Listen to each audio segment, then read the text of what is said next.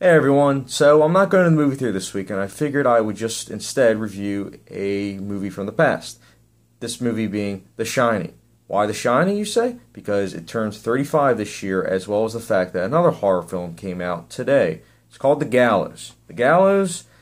Yeah, I'm not reviewing The Gallows, everyone. It looks pretty generic. So, I'm reviewing The Shining, a movie that actually is scary, a movie that actually doesn't rely on jump scares, and a movie that actually has good acting and doesn't rely on stupid, shaky camera.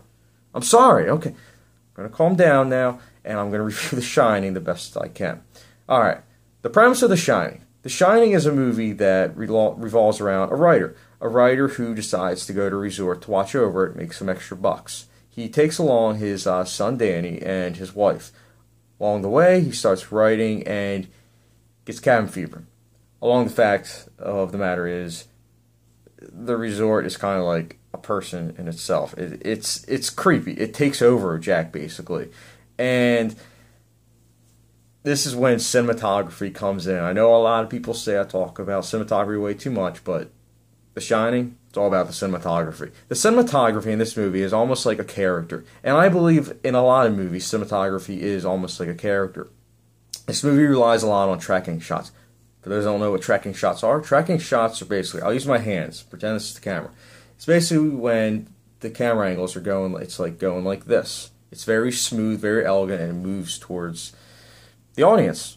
It kind of makes it claustrophobic almost. So for those that didn't know what tracking shot was, you just learned something new. It's a great term. I use it all the time. But back to cinematography. It's a character in itself in this movie, and it works amazingly. It's amazing. The acting in this movie is pretty good. I know Shelley Duvall was criticized very highly back in the day. People didn't like her at all in this movie. I think she works really well in this movie. She looks like she's really scared, and that's what her character needs to be. So it worked for me. Jack Nicholson, though, of course, he worked really well. It's almost as if he's playing himself, but it works really well because he's just crazy in this movie. He's absolutely crazy. His facial expressions are so creepy. And when he says the famous line, "Here's Johnny," it's like, wow.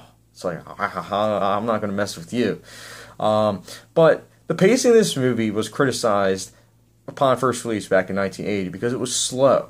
But watching it now, it works so well because it builds a lot of momentum. Like, it goes from, like, really slow, and then it starts to build up, and by the time you're in the third act, you're like, wow, this is creepy. Like, this is way too much. But I'm not going to lie, from the very beginning, it is a creepy movie because the score is very eerie. Stanley Kubrick, he's the one that directed this movie. He likes creepy music because 2001: A Space Odyssey relied on creepy music, and Full Metal Jacket also had kind of like that creepy music. So he likes creepy music, and I'm not gonna lie, it fits in pretty much all his movies, especially this movie.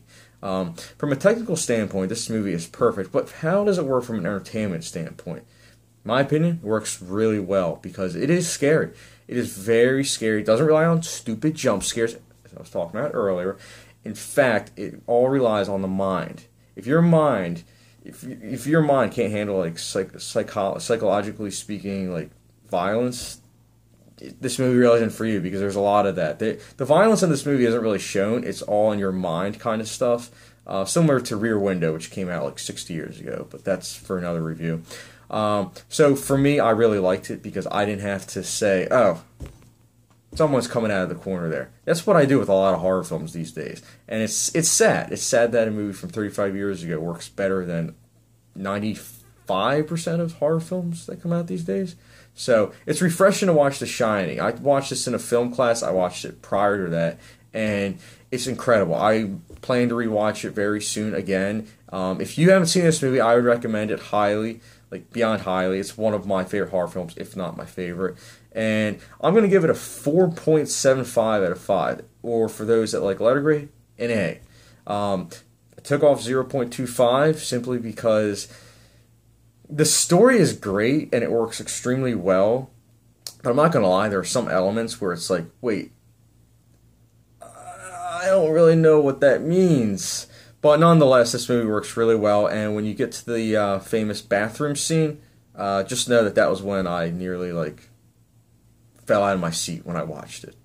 So you'll know when you get to it. But I'm going to be reviewing Ant-Man probably next week, so you guys have something to look forward to. And as always, thank you for watching, and have a great rest of your day.